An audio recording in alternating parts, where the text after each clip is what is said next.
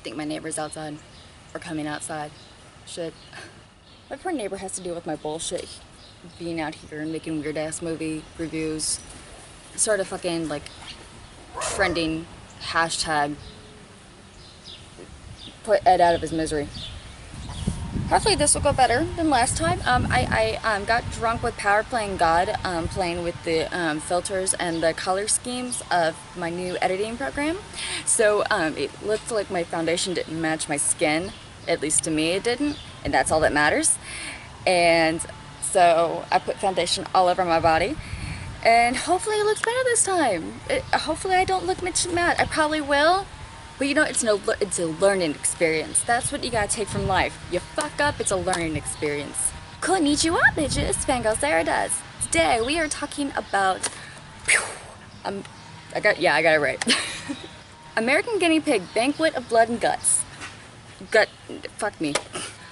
American Guinea Pig Banquet of Guts and Gore. Fuck my life. I'm reviewing this film. I can't even get the shit right. Put me down. I'm getting old, y'all. I'm getting too old. Just go ahead and put me down.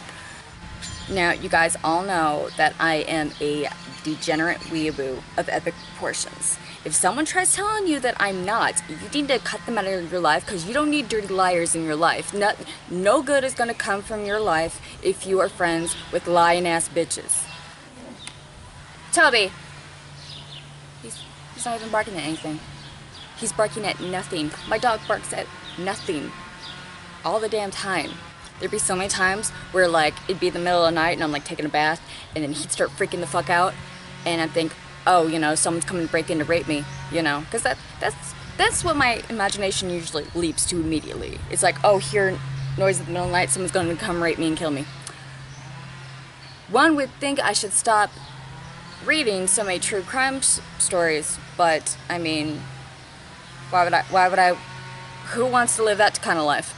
So anyway, he will seriously just start barking in the middle of the night at nothing. Fucking nothing. And I panic, and then I won't be able to sleep for the rest of the night. And of course, his little fat ass is snuggling under all the covers, sleeping his fucking life away, comfy as fuck, while I'm sitting there thinking we're about to die. You were the worst guard dog. I totally went on a completely different tangent there. I'm so sorry. The animals do that to me. So anyway, back to, you know, the review, what we're out here for. Whenever I see an American team or studio remake a Japanese film, I'm always apprehensive. I still have not forgiven Silent Hill Homecoming.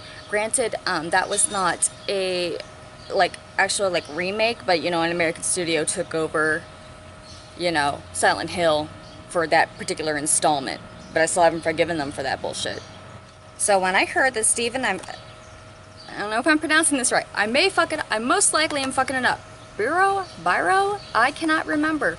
I did meet him briefly at the horror convention that I went to with Jimmy Screamer clothes. Okay. One would think, Sarah, why are you outside when you're such a pussy and you're afraid of bugs? Because the lighting is good and like lighting and filters is what makes me nice look and makeup. For all of you who think I'm attractive, I'm lying to you. It's all filters, makeup, and shit. And you need good lighting to have a good foundation to use all those filters. So that's why I gotta be out here facing my fucking fears. So anyway, I met him at a horror convention briefly. I don't remember all of the interaction necessarily, because I may have ingested things during that day. So things are kind of fuzzy. But he was really, really nice. He liked my circle lenses, because I wear circle lenses, because, you know, weeaboo, you know. I try to alter my appearance as much as possible, because I'm too broke for plastic surgery. But he liked those, so that was a nice compliment. But anyway, he's a really nice guy. But when I heard that he was doing American Guinea Pig, I kind of felt a lot of different ways about it. The biggest one is like, bitch, don't fuck this up. Do not fuck up anything with the Guinea Pig series, I swear to God. But overall, I wanted to be neutral. I didn't want to jump to conclusions, immediately thinking it was going to be bad because, you know, it's, you know, a Japanese film kind of, you know, being taken over in an American, you know, studio director type thing. I didn't want to immediately jump to that conclusion because that's not fucking fair, you know.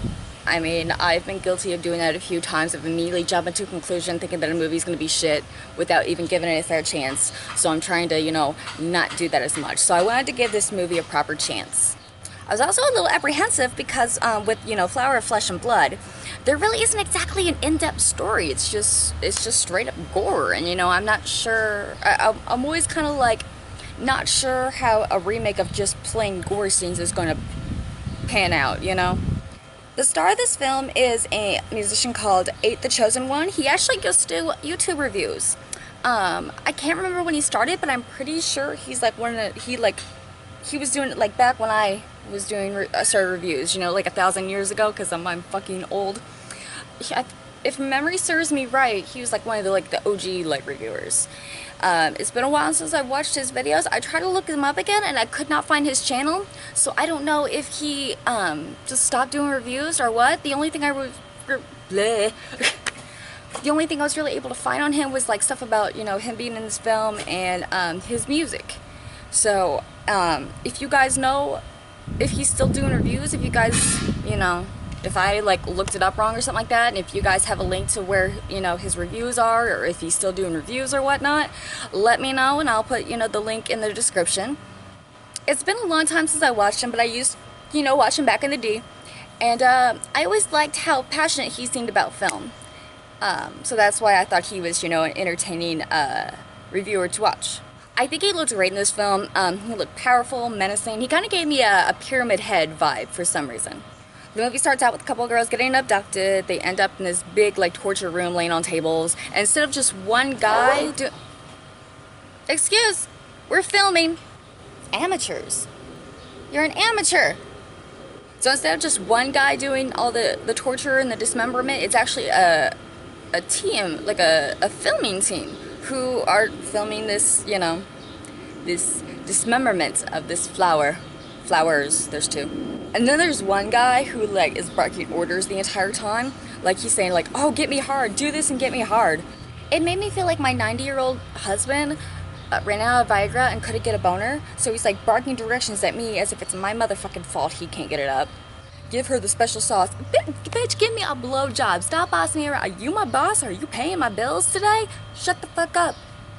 The film pretty much, you know, starts off similar to the original Flower of Flesh and Blood, cutting the clothes off, injecting them with the medication that sedates them. 8 tells them what he's going to do to them, dismember them, and why. I was actually pleasantly surprised with this film. Not only was the gore phenomenal, but the dismemberment and torture scenes were way more brutal, which I absolutely adored. This film definitely has a sexual overtone. My favorite part is when 8 cuts off this chick's shirt and immediately like hands are all up on the titties, like immediately, like I don't even think you see a nipple, like immediately like the hands are like cacao. That won't work for me, because this is all fake. I have so much padding in here, bitch. I don't even have titties anymore, I just have like lumps of cotton. Hey, we're filming, amateurs. I actually ended up really enjoying this film a whole lot. Not to say that I immediately thought it was going to suck ass or anything like that, but I was just surprised how much I enjoyed it. And the ending, bitch, so fucked up. Completely different from how Flower... Fucking amateurs, I swear to God.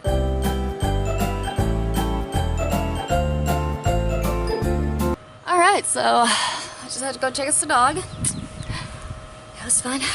See, I don't know if you guys ever noticed by how like translucent my skin is and how like jiggly I've gotten, but I'm not one for exercise, so fucking